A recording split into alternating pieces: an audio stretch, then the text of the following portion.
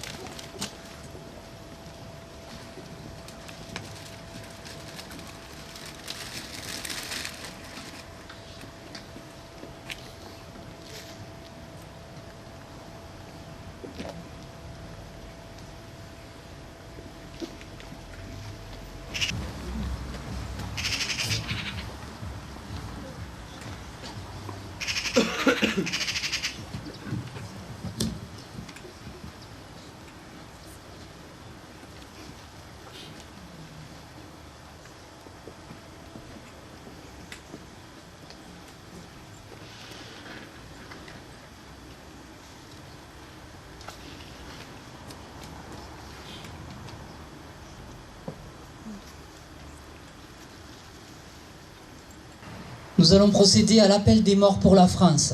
Germain. Mort pour la France. Arnaud Louis. Mort pour la France. Audoran Jean. Mort pour la France. Calas Henri. Mort pour la France. Calas Marius. Mort pour la France. Calas Lucien. Mort pour la France. Cavary Alexandre. Mort pour la France. Cambon Lucien. Mort pour la France. Coquille Alexis. Mort pour la France. Cellier François. Mort pour la France. Fourman Émile. Mort pour la France. François Blaise François. Mort pour la France. Couillon Noël. Mort pour la France. Grégoire Constantin. Mort pour la France. Martin Joseph. Mort pour la France. Martin Louis Félix. Mort pour la France. Milo Félix. Rascol Joseph Casimir. Mort pour la France. Rascol Joseph Henri. Mort pour la France. Roque Lucien. Mort pour la France. Rocal Sylvain. Mort pour la France. Roquette Firmin. Mort pour la France. Mort en service commandé. Comélie Ferry. Mort pour la France. Guerre d'Indochine. Johanna Pascal. Mort pour la France. Navarro Joseph. Mort pour la France. Guerre d'Algérie. Estonette Léonce. Mort pour la France. Au cours de l'année 2023, 3 soldats français sont également morts pour la France. Le 18 août 2023, sergent-chef Gaucho Baptiste, 27 ans, en Irak, mort pour la France. Le 20 août 2023, l'adjudant-chef Latourte Nicolas, 29 ans, mort pour la France. Et le 29 août 2023, le sergent-chef Mazier Nicolas, 32 ans, mort pour la France.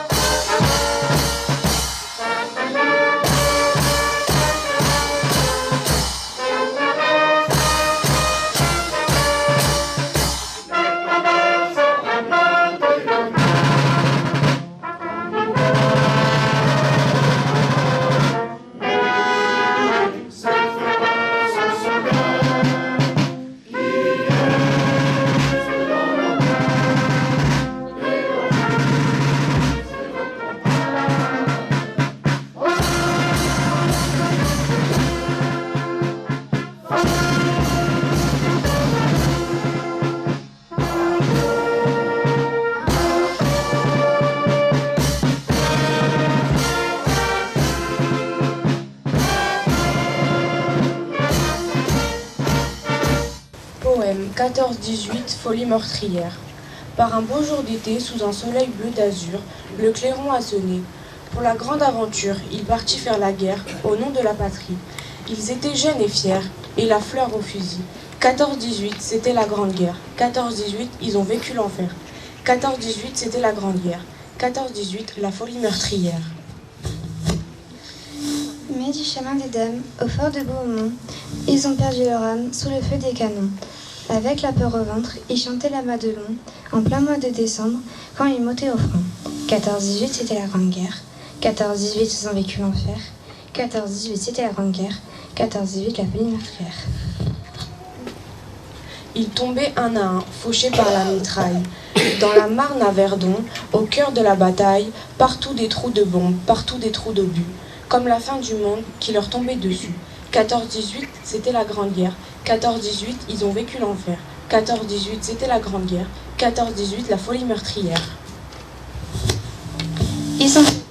Ils ont pleuré de joie le jour de l'armistice, quand enfin arriva la fin de leur supplice. Après un grand silence, les cloches de la paix, dans le ciel de France, se mirent à sonner. 14-18, c'était la Grande Guerre. 14-18, c'était la der des der. Mais cette guerre ne fut pas la dernière. La lettre. À la lueur d'une bougie, je t'écris ces quelques mots. Ces quelques mots pour dire qu'ici, on monte au front, c'est pour bientôt. Mais ne t'inquiète pas pour moi, j'ai la santé, juste de l'ennui. Courage, confiance, priez pour moi. Nous serons bientôt réunis.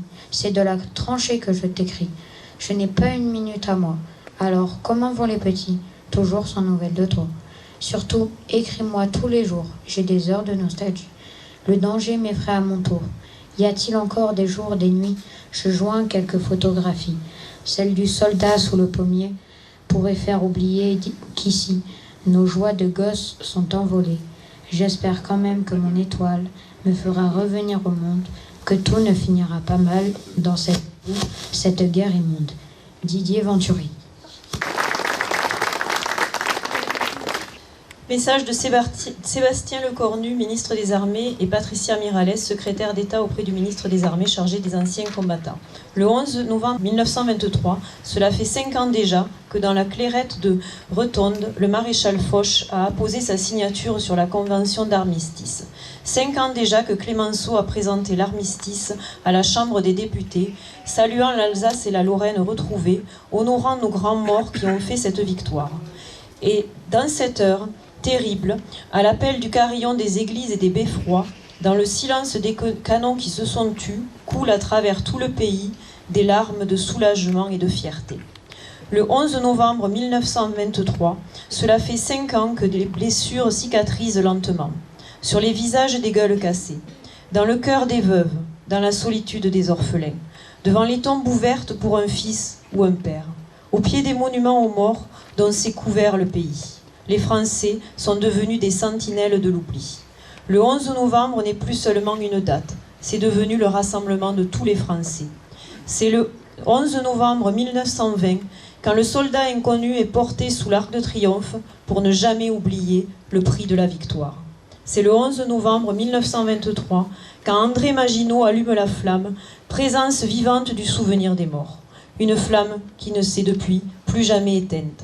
C'est le 11 novembre 1940 quand, dans le désarroi des consciences, les lycéens et les étudiants de Paris font de la flamme un symbole de résistance, quand chez nos compatriotes alsaciens et mosellans, coupés de leur patrie, la résistance s'organise. C'est le 11 novembre 1943 quand les résistants de l'Ain devancent la libération en défilant dans l'Oxonas.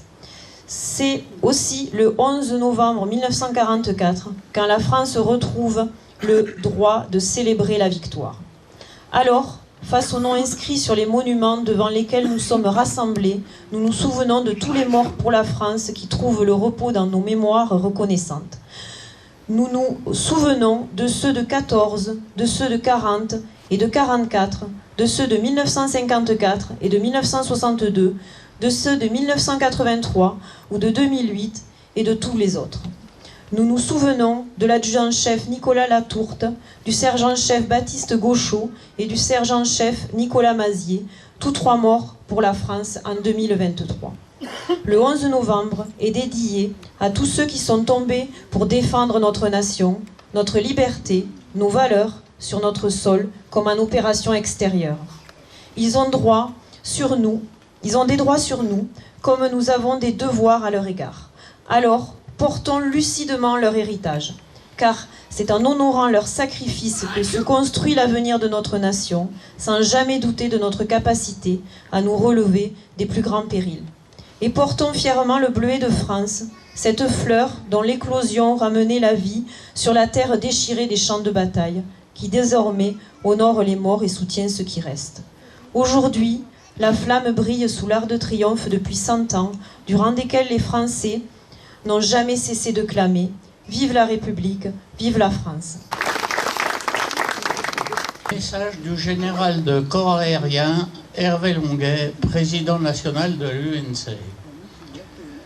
La date du 11 novembre est porteuse de la mémoire de toutes celles et ceux qui ont combattu pour la France au cours de son histoire, toutes origines confondues, pour qu'elle survive et continue à faire rayonner les valeurs de liberté, d'égalité et de fraternité. Le 23 octobre, nous avons honoré la mémoire de nos 126 soldats de la paix au Liban depuis 1978, dont 58 au 1er régiment de chasseurs parachutistes morts dans l'attentat terroriste du Drakkar à Beyrouth il y a 40 ans. L'année 2024 verra la commémoration des débarquements de Normandie et de Provence de 1944, de la libération de la France, de la campagne d'Indochine et de la bataille de Dien Bien Phu. L'actualité du Levant, en Ukraine et dans d'autres régions du monde, rappelle que la paix et la stabilité des États sont fragiles, remises en cause par certains d'entre eux et par divers mouvements terroristes s'affranchissant de toute moralité et de toute éthique, générateur de terreur, comme si son nom l'indique, le terroriste déstabilise nos démocraties. C'est le prélude à de possibles guerres majeures, hybrides, voire de haute intensité. Aussi restons vigilants, resserrons les rangs autour de nos armées. Ces mêmes armées, composées de personnes actives et de réserve, qui, aux côtés des forces de l'ordre, assurent notre sécurité au quotidien, en métropole, dans les territoires ultramarins et sont engagés sur des théâtres d'opérations extérieures.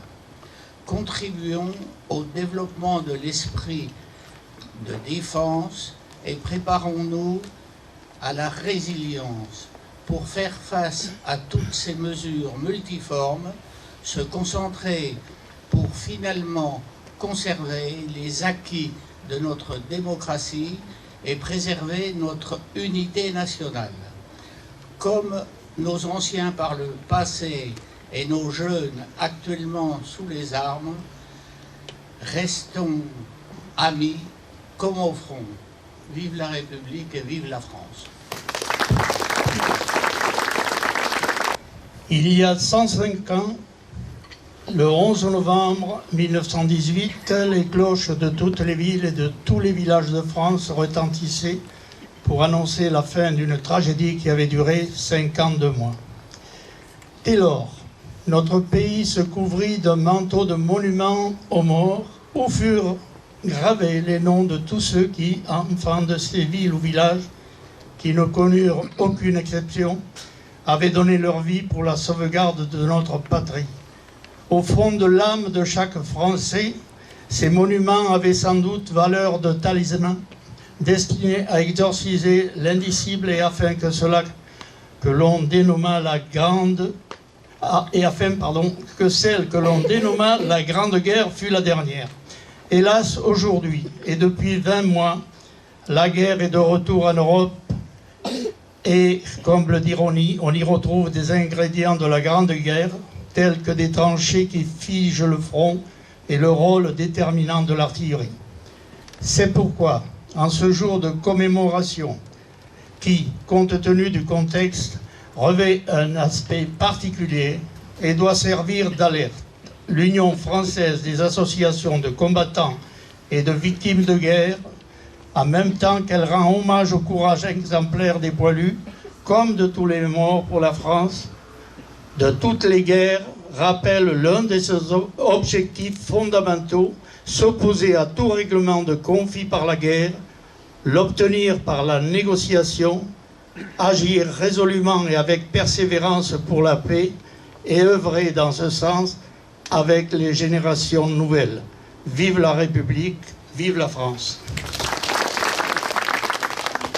Mesdames, Messieurs, les différentes interventions qui viennent de me précéder rappellent l'horreur des années de la Première Guerre mondiale. Elles interpellent également sur la naissance d'un espoir de paix malgré les terribles souffrances du retour des poilus et sur l'indispensable souvenir de ceux ayant été emportés. Il y a 105 ans, l'armistice était signé et les hostilités cessaient. Près de 100 enfants de Bessan se sont sacrifiés pendant la guerre 1914-1918 pour l'amour de la France. Nous les avons cités tout à l'heure. Ils sont morts, persuadés que leur sacrifice assurerait à la France une paix définitive. Malheureusement, 20 ans après, une nouvelle guerre démolissait l'édifice de la paix que nos poilus croyaient avoir solidement bâti. Aujourd'hui encore, les guerres sont dans notre quotidien. Si nous ne les vivons pas sur notre territoire national, les moyens de communication et d'information font qu'elles sont chaque jour dans nos foyers, en Ukraine ou au Moyen-Orient. Toujours des horreurs qu'il est quelquefois difficile d'accepter et de comprendre.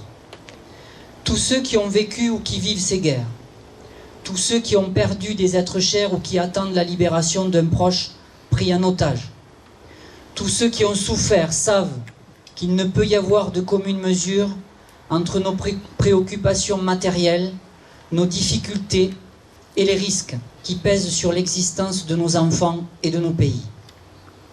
Aujourd'hui, une commune pensée nous réunit ici, celle du suprême hommage rendu aux enfants de Bessan, morts pendant toutes les guerres, et dont ce monument est celui du souvenir, perpétue la mémoire devant les générations futures. Comme je l'ai dit tout à l'heure, nous commémorons aussi, aujourd'hui, le centenaire de l'allumage de la flamme de l'Arc de Triomphe à Paris. Pourquoi évoquer ici, à Bessan, cet événement? En ce 11 novembre 2023, sans le savoir, nous venons de vivre un moment d'exception. Si le soldat inconnu a été inhumé sous la dalle de l'Arc de Triomphe en 1921, c'est le journaliste Gabriel Boissy qui eut l'idée d'une flamme, brûlant jour et nuit, comme un perpétuel souvenir. Cette idée fut adoptée et c'est le 11 novembre 1923 qu'André Maginot, ministre de la Guerre, alluma pour la première fois la flamme sacrée qui ne devait plus s'éteindre. Pour rappeler ce moment historique, nos jeunes Bessanais ont déposé une flamme symbolique. Pendant le recueillement, la musique départementale des sapeurs-pompiers de l'Hérault a joué le morceau intitulé « La Flamme », comme tous les jours à l'Arc de Triomphe. En effet, cette sonnerie est jouée quotidiennement lors du ravivage de la flamme, et ce depuis le 16 octobre 2000. Nous sommes la seule commune aujourd'hui à avoir écouté ce morceau musical sous la direction de son compositeur en personne. Vous ne le savez pas, mais c'est le chef de la musique départementale des sapeurs-pompiers de l'Hérault, le lieutenant Jean-Pierre Brisson. Vous pouvez l'applaudir. C'est lui qui a composé cette sonnerie qui est jouée depuis 2000 sous l'Arc de Triomphe. Vous le savez maintenant, il a composé cette sonnerie alors qu'il était adjudant-chef, tambour-major, instructeur au Conservatoire militaire de Versailles-Satory. Nous pouvons le féliciter, l'applaudir à nouveau, et je tiens au nom de la municipalité à lui remettre officiellement le trophée de la ville.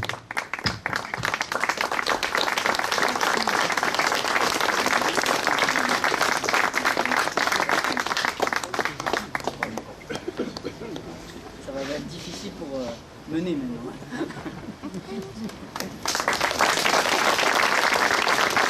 Bravo Ali. Bessanaises, Bessanais, mesdames, messieurs, au-delà de nos convictions personnelles, soyons collectivement fiers de notre passé, aussi terrible soit-il, et portons-nous vers l'avenir en paix, avec liberté et tolérance, avec égalité et bienveillance, avec fraternité et citoyenneté. Vive la République et vive la France!